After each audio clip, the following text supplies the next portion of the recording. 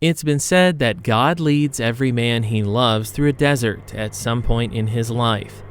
Whether it's a spiritual or physical journey, some say that the arid wilderness reminds a man of just how much he needs God. Others view the desert as a glimpse of hell on earth. To the late Johnny Cash, the desert was the devil's playground. It's a hell of a place that he has for a hell. The heat in the summer is 110. Too hot for the devil, too hot for men. Whatever view you take, history has proven, though dry and desolate, the desert of eastern Arizona has provided the United States with one of the richest copper deposits in the world. First discovered over 140 years ago at a campsite known as Clifton, the copper deposits in Greenlee County would help fuel the Industrial Revolution and aided the nation in World War II. Today, the cities of Clifton and Morenci are home to the largest copper mine in North America, the Morenci Open Pit. Operated by Freeport-McMoRan, the Morenci mine produces an average of 800 million pounds of copper every year. New copper discoveries are rare, and many historic mines across the country are seeing reserves dwindle. But with its deep roots, the Morenci Open Pit continues to deliver year after year. Since the beginning of mining operations, the railroad has been the backbone of the Morenci Open Pit, and as long as the ground has copper to mine, the railroad will continue to move it.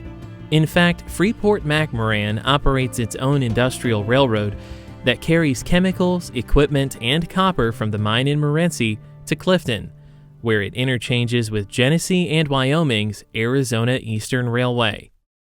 Genesee and Wyoming is a short-line holding company that operates 122 railroads worldwide. The Arizona Eastern Railway was acquired in 2011 from Iowa Pacific Holdings and is composed of two branch lines, the Globe Branch and the Clifton Branch. The Clifton Branch extends out of Lordsburg, New Mexico, running north about 60 miles to its namesake city.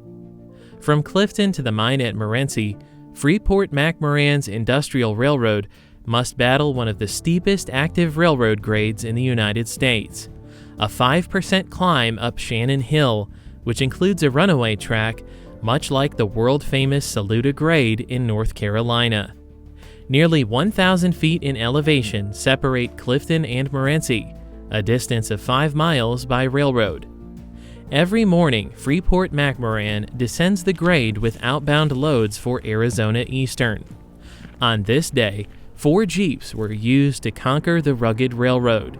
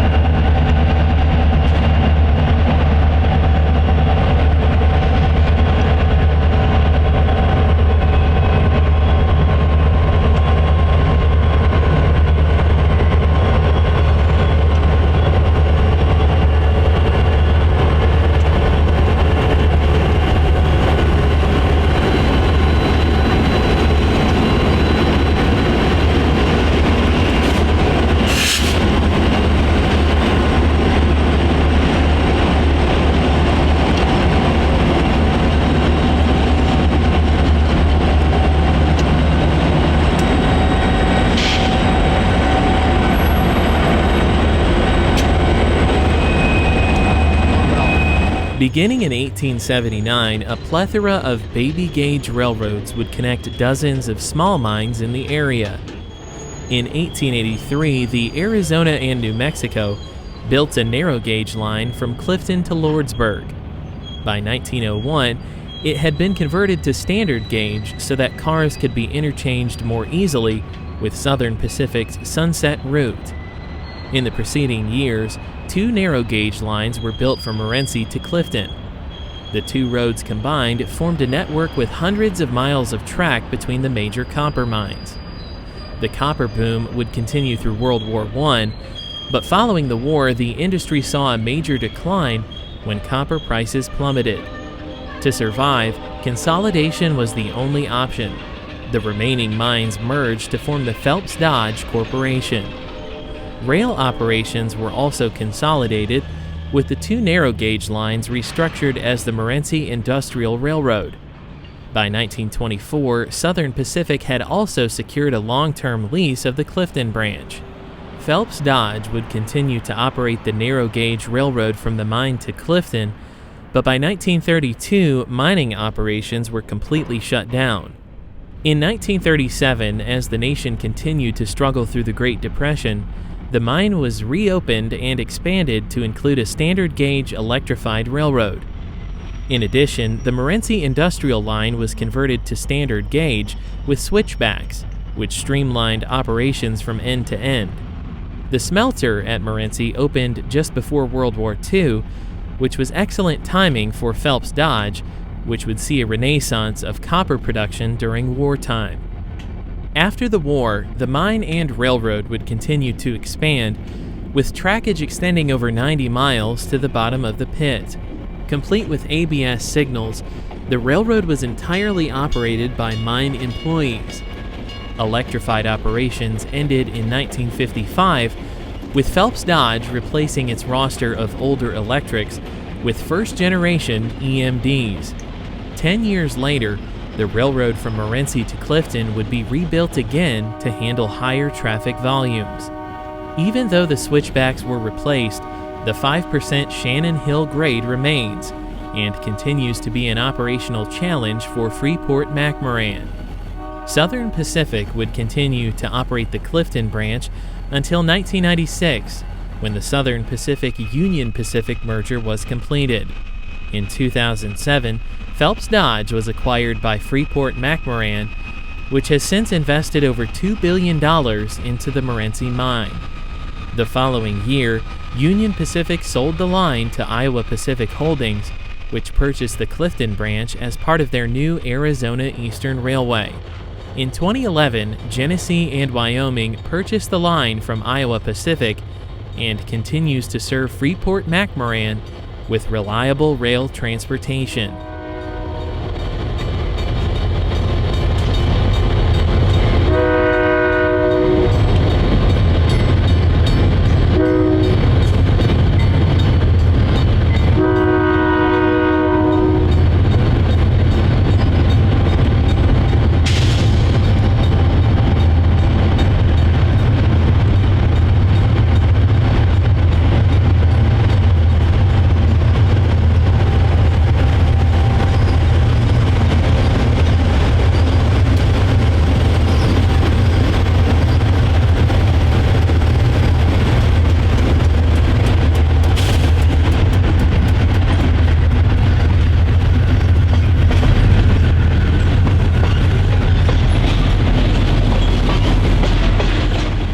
One of the biggest changes was the railroad's decision to replace a mix and match fleet of aging locomotives with a uniform fleet of Dash 840Bs. Before the change, Freeport struggled to plan shipments since some locomotives could pull more than others, and packing the same commodity into different car types added delays and expense to the loading and unloading process. A uniform fleet has helped to streamline operations between the two railroads at Clifton. Arizona Eastern interchanges with Freeport-McMoRan Mondays through Fridays, and occasionally on weekends. Usually, G&W crews arrive between 10 and 11 a.m. to meet the Industrial Railroad at the bottom of the steep grade in Clifton Yard. Each Freeport-McMoran locomotive is limited to 5 cars when climbing up the hill. Since today's train has 4 units, up to 20 cars could be pulled up the grade. Often, FMI takes delivery of 80-car trains, and because of this, multiple trips are needed throughout the day, offering railfans the opportunity to document the Industrial Railroad at various locations throughout the day. With their train now in tow, we would jump ahead of the FMI to focus our lenses on the runaway track. Here, the conductor will throw the switch on the fly, making sure it's lined properly in case the next train becomes a runaway. This is one of the steeper sections of the FMI, but the steepest portion is further upgrade on Shannon Hill.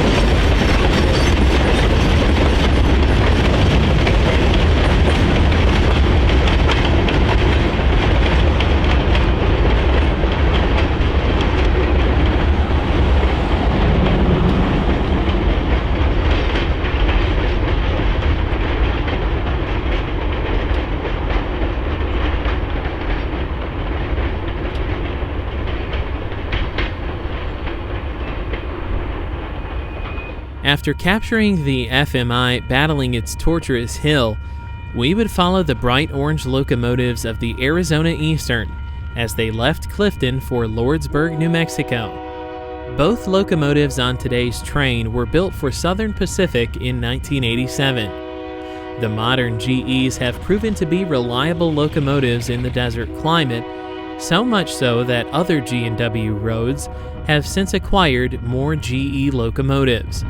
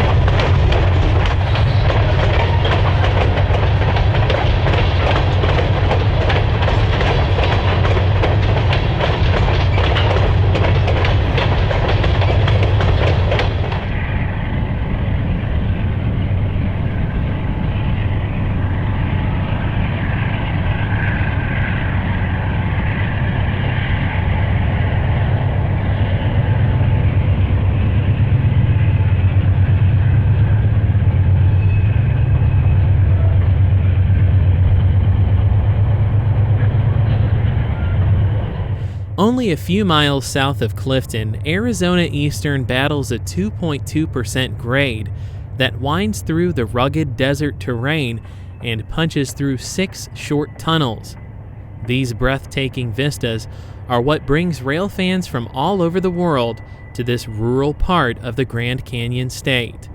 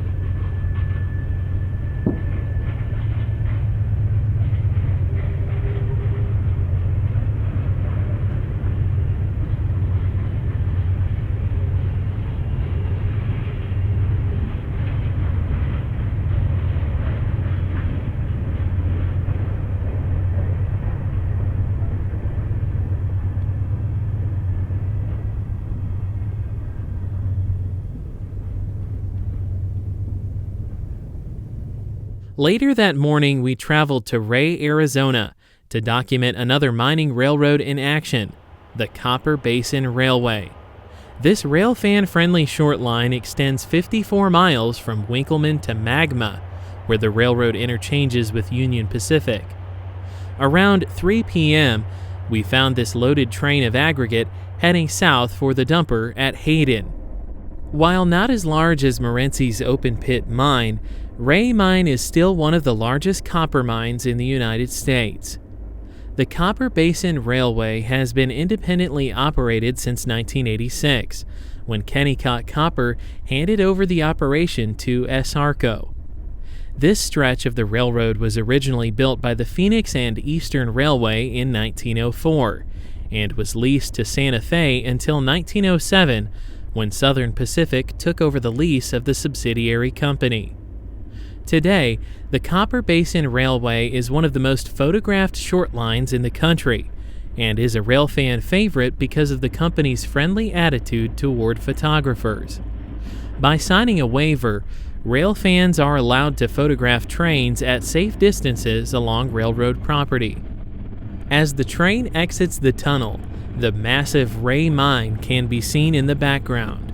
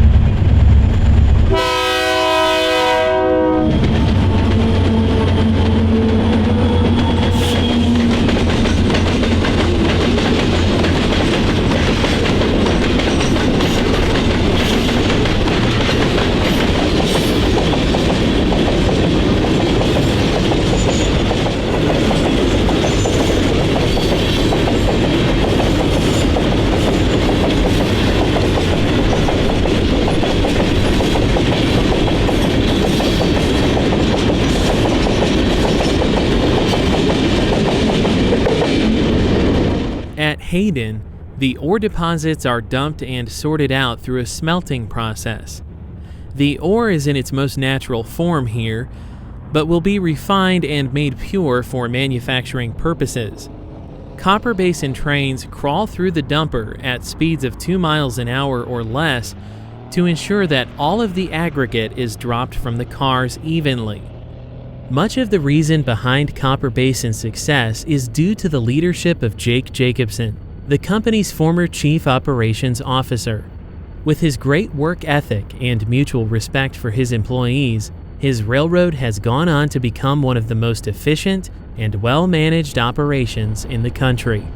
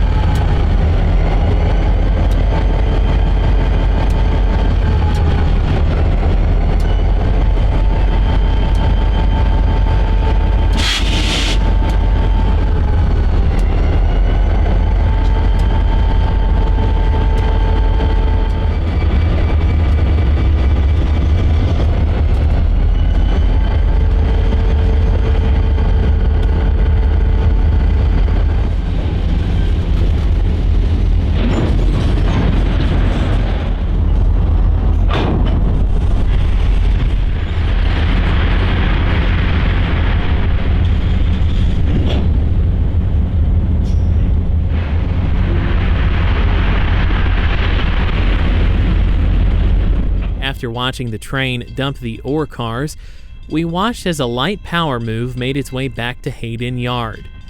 This would conclude our first day of rail fanning in eastern Arizona, with more adventures on the horizon.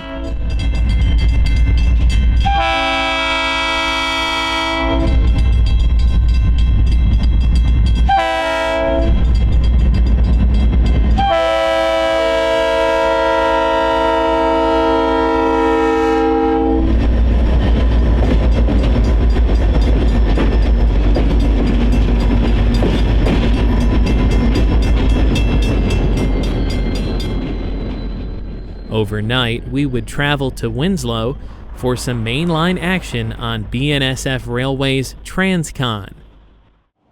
The town of Winslow was once a thriving place and was a popular stopping point on Route 66.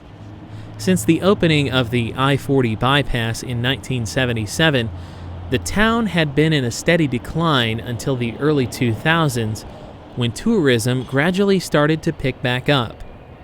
Winslow is still a busy place along the BNSF Railway's Transcon line, with a large yard and a division point located here. Over 70 through trains, mostly intermodal, roll through this sleepy town every day. In the afternoon, we shot an onslaught of BNSF high-priority intermodal trains. Our first train had 2 GE wide cabs on the point. We shot all of the trains from the overpass bridge on the Winslow Industrial Spur, just west of downtown.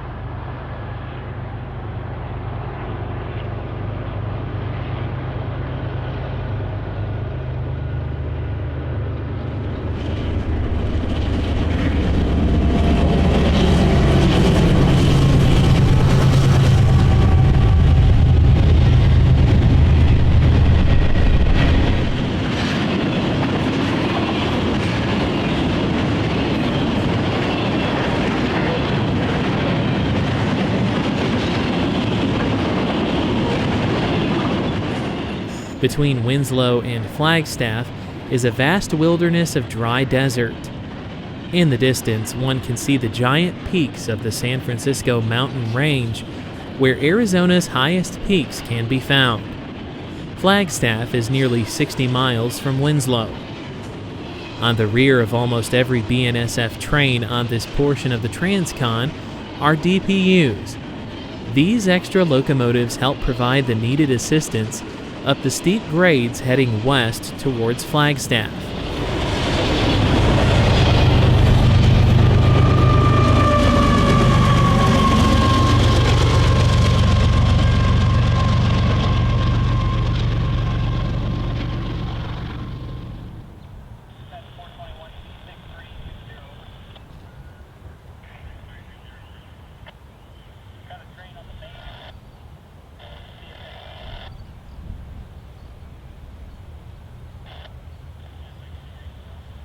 Our second train at Winslow would be an eastbound local. We were pleasantly surprised to see a former Santa Fe EMD GP50 leading the train, with a General Electric B40-8W trailing. It's amazing to think that 20 years after the BNSF merger, one could still find a variety of Santa Fe warbonnets and Cascade Green locomotives on the massive Class 1 railroad. BNSF number 3175 was built in February of 1981 for Santa Fe, where it would serve the railroad on fast freight TOFC trains early on. Over the years, the GP50 would transition into local service under BNSF ownership, where it continues in operation today.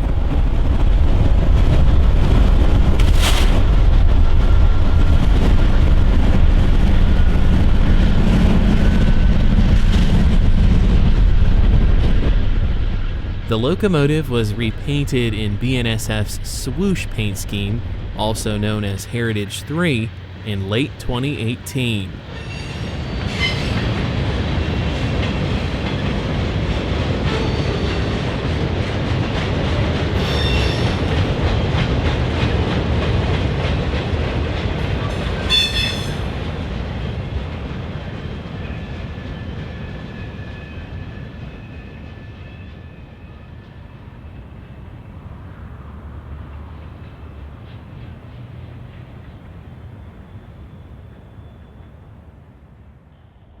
As the local slowly made its way into Winslow Yard, we encountered our third train, a westbound loaded grain train with 4 lead GEs, all running elephant style. Not only that, but there were 3 more DPUs in the middle, with 2 additional units trailing on the rear of the train. Take note of the freshly painted Santa Fe Heritage Hopper.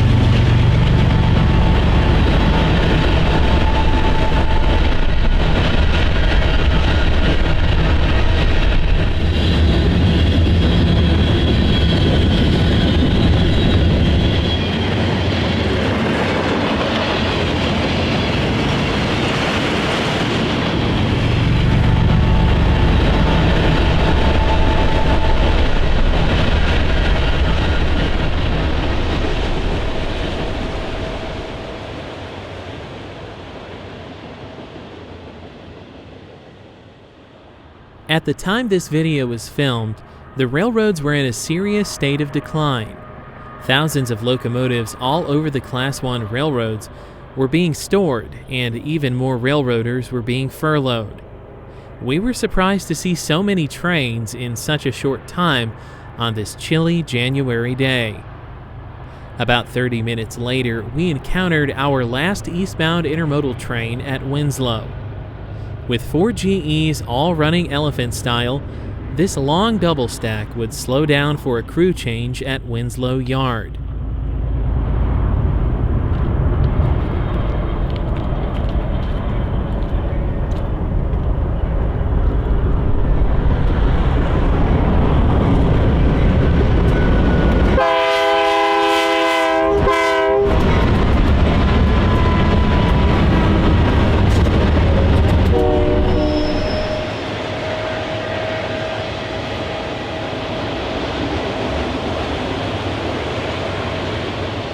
Maintenance of way crews were also present as they were preparing to replace one of the crossover switches at the west end of the yard.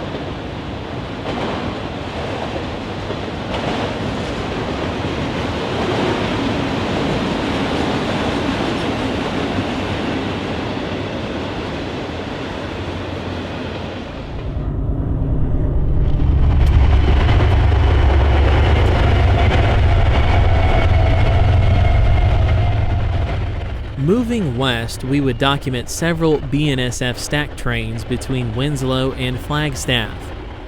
This portion of the Transcon is known as the Silica subdivision. The subdivision runs between Needles, California and Winslow, a total of 293.5 miles. Canyon Diablo is about 25 miles west of Winslow. Translated, it means Devil Canyon, a name earned from the logistical challenges it presented to the early pioneers.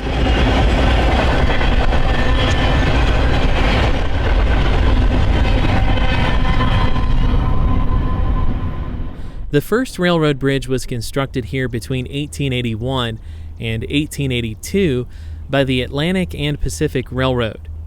Construction took much longer than expected because when the railroad ordered the steel for the bridge, it was found that the span was too short to reach the other side of the canyon. Therefore, the construction was halted for many months, and a small town sprung up here to cater to the many railroad workers.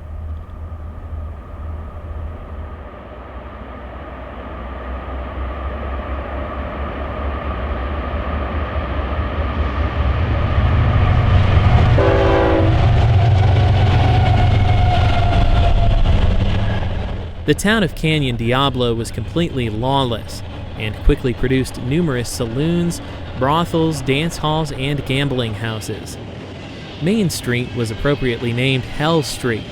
Stagecoach robberies were a daily occurrence here, and in fact the town's first marshal was murdered by an outlaw within 5 hours after being sworn in. 5 more lawmen were also murdered, with the longest tenure of a marshal being 1 month. The town of Canyon Diablo would remain after the bridge opened and grew as the railroad brought in new settlers. At its peak, over 2,000 people called the remote settlement home.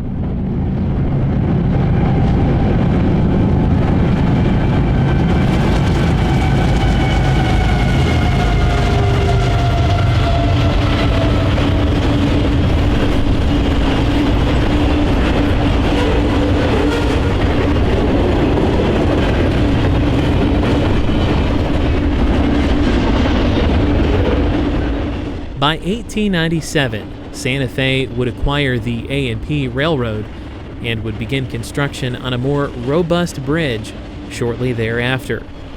In 1900, the new bridge was opened and began handling heavier trains between Winslow and Flagstaff. By 1903, the only thing remaining in the town was a Navajo trading post. What remains today at Canyon Diablo are a few building foundations and the grave of Herman Wolf, a local tradesman. A new double-track railroad bridge was completed across the canyon in 1947. The present-day Steel Arch Bridge stands 220 feet above the canyon floor, with its largest span being over 300 feet long. Overnight, we would travel from Flagstaff to Page in northern Arizona, where we anticipated documenting a coal train on the Black Mesa and Lake Powell Railroad the following day. The weather on the morning of January 27th included a brisk, sweeping wind that could be felt atop the high desert for miles. We're on location just to the east of Page, a town of 7,300 people near the Utah state line. Just east of Page lies the Navajo Generating Station, which at the time was powered by coal from the Peabody Energy's Kayenta mine nearly 80 miles away. The power plant was shut down in December of 2019 due to competition from cheaper energy sources. To move the coal to the generating station, an electrified railroad was constructed in 1973. Named the Black Mesa and Lake Powell, the 78-mile railroad was completely isolated from the national rail network, with its sole purpose being to transport coal. It was the first railroad to be electrified at 50,000 volts. It was owned by the Salt River Project and the co-owners of the Navajo Generating Station. The railroad's final delivery to the generating station was on August 26, 2019. During normal operations, the railroad operated 3 round trips per day. The Black Mesa and Lake Powell used E60 locomotives that were either built for the railroad new or purchased from Mexico.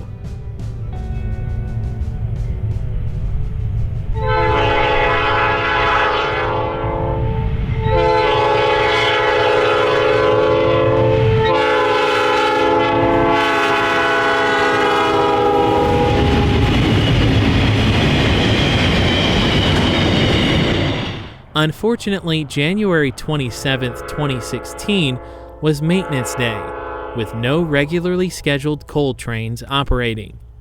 Instead, we had to settle for a ballast train, with a former NDM locomotive leading.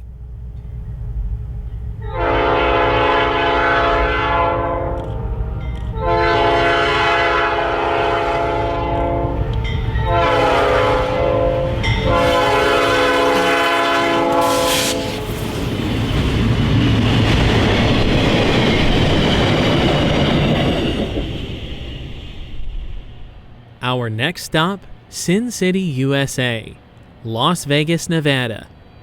After a disappointing experience on the Black Mesa and Lake Powell, we continued further west to document trains on Union Pacific's Mead Lake branch. With a pair of 3 beautifully matched Union Pacific SD40Ns, we were in for an exciting day. Around 10 a.m., the train would depart Apex Yard. Apex is located on Union Pacific's Caliente subdivision at milepost 352. It's also located off of I-15's exit 58 and is at the top of a 1% grade.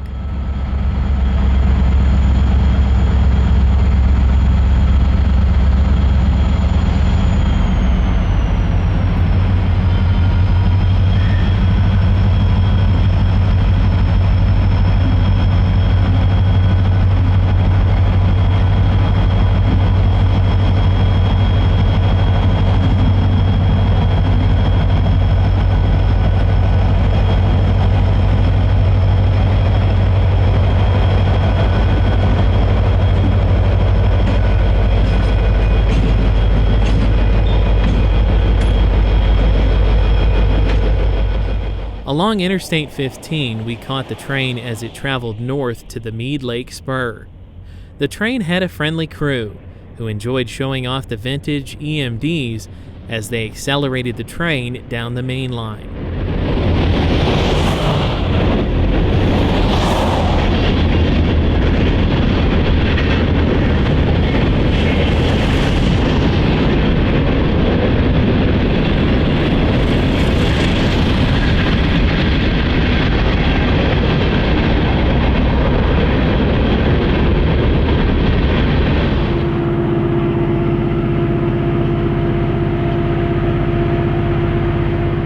Near Mawapa, Nevada, we caught the train as it left the main line for the Lake Mead branch. The train was hauling empty hopper cars to the Simplot Silica plant in Overton, where they would then be dropped off to be loaded. Simplot is the only customer on the line at Mead Lake, just south of the town of Overton, Nevada.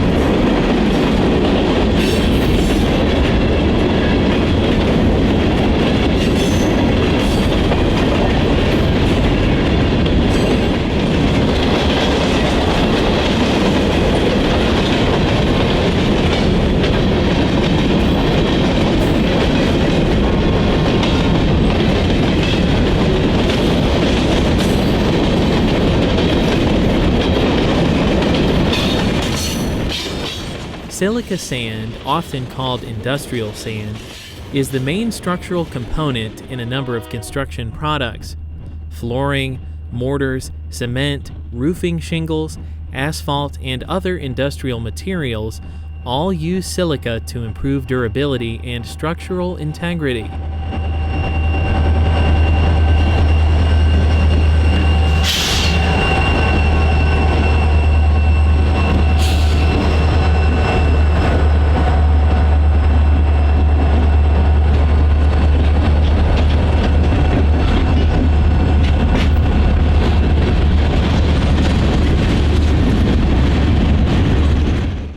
While we don't endorse vandalism, the artistry behind the graffiti on this freight car is breathtaking. On one side is AC/DC guitarist Angus Young, while on the other side is a revolver marked with the word "Aware." The uniqueness of this car did not go unnoticed. While the train was busy working the plant, we decided to explore the surrounding area in search of more locations to document the train on this historic branch. Jackman, Nevada is a fantastic place to capture the Mead Lake local winding through a beautiful gorge as it makes its way back to the main line. The construction of the branch started in 1911 from Mawapa Station, which lies on the main line between Salt Lake City and Las Vegas. By March of 1912, construction was completed. In 1938 and 39, the final 6-mile segment leading to St. Thomas was submerged under the waters of Lake Mead when Hoover Dam was completed.